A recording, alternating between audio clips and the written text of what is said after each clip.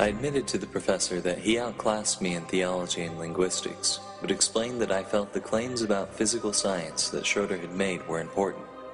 What Schroeder was really trying to show was that the scientific biblical debate was a myth. They aren't really in conflict.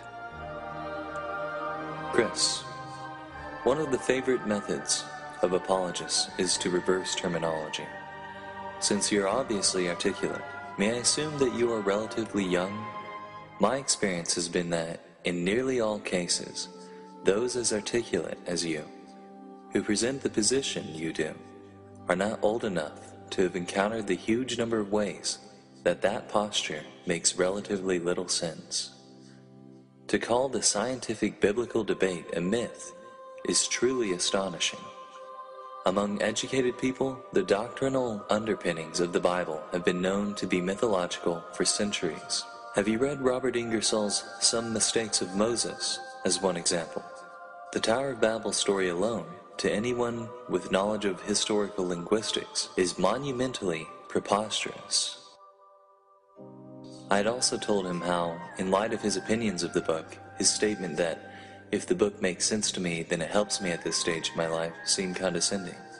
To this he responded, "I'm sorry that was your interpretation. My comment was intended instead to be kind. Would you be willing, by the way, to tell me how old you are and what your academic background has been?" "I'm 21, I said. I'm a computer science major at KU. I've taken many advanced mathematics. For example, advanced calculus, logic-based mathematics, algorithm analysis. Intermediate scientific, biology, chemistry, and physics, and introductory linguistics and culture courses. Obviously, the pyramid of emphasis is upside down from the educational emphasis in yours. Still, I would hope that you don't discount my ability to reason, despite my lack of literary education and my youth.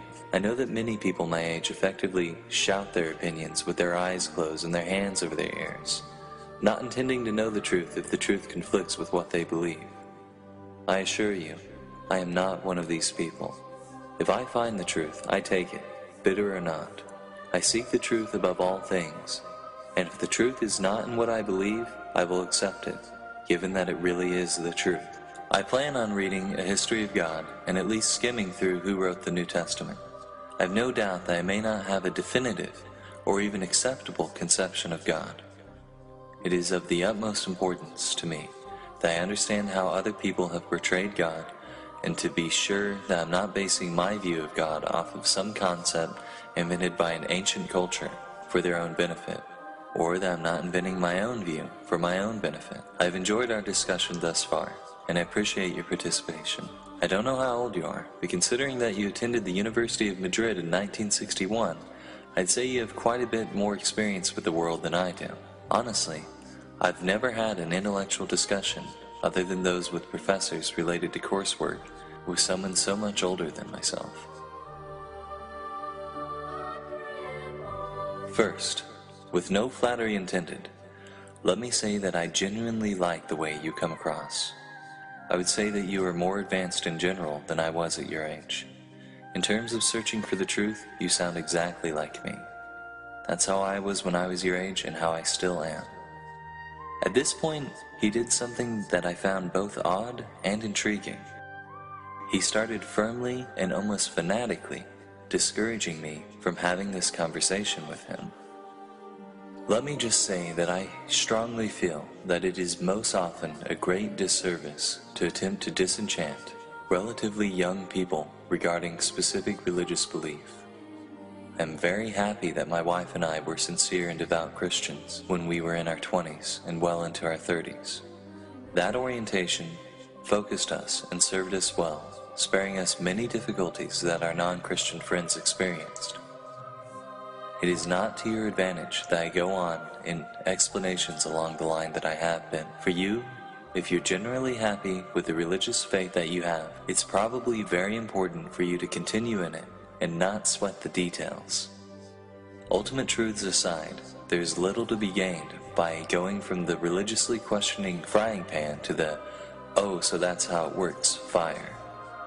Someone with your quality of mind is going to find the answers if they keep digging. But if you are comfortable in your faith, and especially if you enjoy the company of your fellow believers more than the company of non-believers, then please, just accept the subject matter the way it is being presented to you by your pastor or priest, and concentrate your efforts on your studies. I recommend that you not worry about evidence one way or the other, and concentrate on the rest of your life, career, family, or whatever. Sorting out religious teachings and history is a quagmire that can only disrupt your peace of mind toward your career goals at this stage of your life. I think that it is not in your best interest to know how I think, especially since you do appear to be able to grasp my explanations. If you find Schroeder's explanations satisfactory to you, then stay with them. I was a bit perplexed. In all honesty, I don't feel that my state of mind is as delicate as you're implying. I can't just jump off this path. I feel that this is the direction that God Himself wants me to take. I do love the people of my church, but I feel they are on a different level rationally. I think they fear the dark waters that I walk into, fear punishment from God, or they've just deduced that no good can come from it, which I have found time and time again to be wrong. They fear science and shun its ideas. In effect, I feel they've turned their backs on truth that is right in front of them. But the cause isn't lost. I learned from them spiritual lessons that I hadn't uncovered myself. They're wiser than I first imagined. And I think the more I get to know them, the more I'll discover what they actually know. And just as it may be a disservice for you to share your fire with me, it may be a disservice for me to throw them into my fire, at least just yet. That last comment reassures me that perhaps you're okay for the path you're on. But be prepared to come to see most of your current church associates as deluded automatons and mental children. The fact that you see them on a different rational level than you is a very wise observation. Religions are not meant primarily to serve people like you and me. They best serve those whom you're describing. So I suddenly felt guilty about what I'd said about the people of the church. Most of them are on fire with love and open-mindedness, even rationality. When I said it was on a different rational level, I didn't necessarily mean a lower level. But different levels must differ in height. Maybe I should have used a different analogy. Rational rooms, maybe. I was struck with this dilemma. Unfortunately, I could see what he was saying. I knew that essentially I was no different from the people at the church I was referring to. We're all human beings. We're all children of God. But I also could not deny the reality that there was a difference between the way that they thought and the way that I thought. And I could not deny that I felt that my own position was more rational and more educated than theirs had usually been. I felt like they were more often fueled by their emotions and personal needs than by a search for truth than I was. I felt like they often gave up on searching for the truth sooner than I did. I resolved that while there was nothing holding the people at church back from taking the rational steps that I had, the reality was they hadn't taken those steps. Yet. I felt the presence of God pressuring me further to speak to the former Christian from my emails. I would walk further into my journey. Through God's will, I would learn and grow further. Not all Christians were alike, and I knew that God was using the journey of this former Christian to strengthen mine.